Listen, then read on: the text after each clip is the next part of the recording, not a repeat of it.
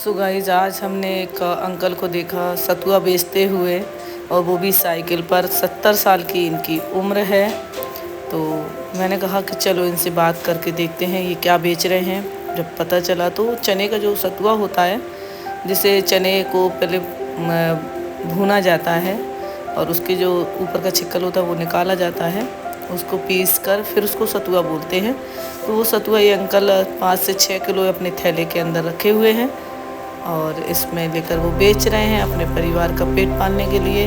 तो मैंने इनसे बात की कि आप ये सतुआ बेचते हो साइकिल पर, आपको बहुत तकलीफ़ होती होगी। तो बोले हाँ, तकलीफ़ तो होती है, लेकिन अब आदत सी पड़ गई है। तो मैंने चलो मुझे 1 किलो सतुआ दे दो। तो उन्होंने 1 किलो सतुआ मेरे को बोला कि आपको पड़ेगा 130 रुपये का। तो फिर हमने उनको 150 रुपये दिया कि चलिए आप रख लीजिए, क्योंकि बहुत मुश्किल से व्यक्ति अपने परिवार का पेट पाल पाता है। तो मैंने कहा चलो अब इनसे भाव नहीं करते हैं, आप रख लीजिए। तो फिर मैंने और भी लोगों से बातचीत की वहाँ पर कि आप इनके सतुआ को ख़रीदिए, और फिर कुछ लोगों ने इनके सतुआ लेने के लिए भी हामी भरी। लेकिन उससे पहले मैंने फिर अंकल से पूछा है कि आप रख लीजिए, वो ले नहीं रहे थे। तो मैंने कहा कि आप रख लीजिए नोटों को।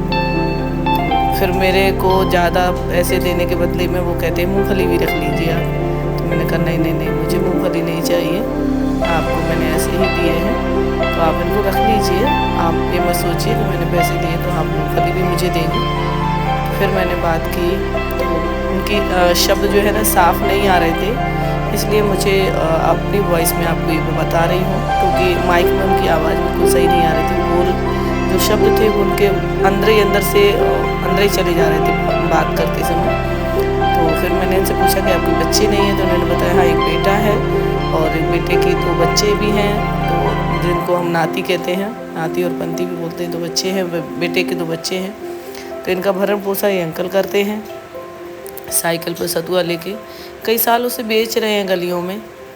तो 1 किलो मैंने लिया, मैंने कहा चलिए मैं भी खा के देखूँगी, क्योंकि कहीं ना कहीं ऐसे लोगों की चीज़ें तो ख़रीदना ही चाहिए हम सबको, जहाँ पर भी मिलें, क्योंकि बुज़ुर्ग हैं और इतनी मेहनत कर रहे इस एज में, ये बहुत बड़ी बात होती है।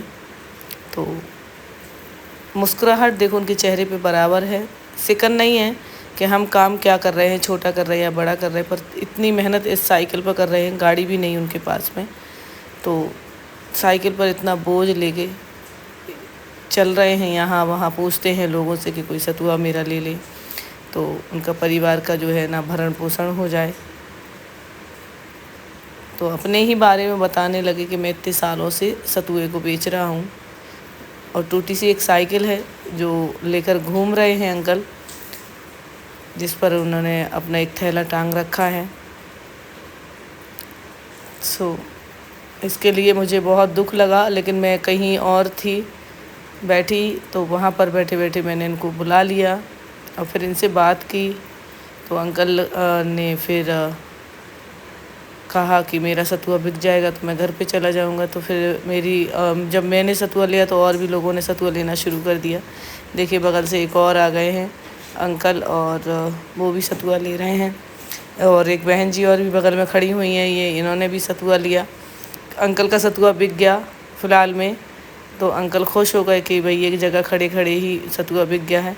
भाव को लेकर थोड़ी सी बातचीत हो रही थी, कितने में देंगे। तो अंकल ने उनको भी सतुआ दिया, और जो बहन जी खड़ी हुई इनको बगल में, इनको भी सतुआ दिया। सभी को सतुआ दे के अंकल ने बहुत सारा जो अपने थैले के अंदर रखे हुए थे उसको देना शुरू किया।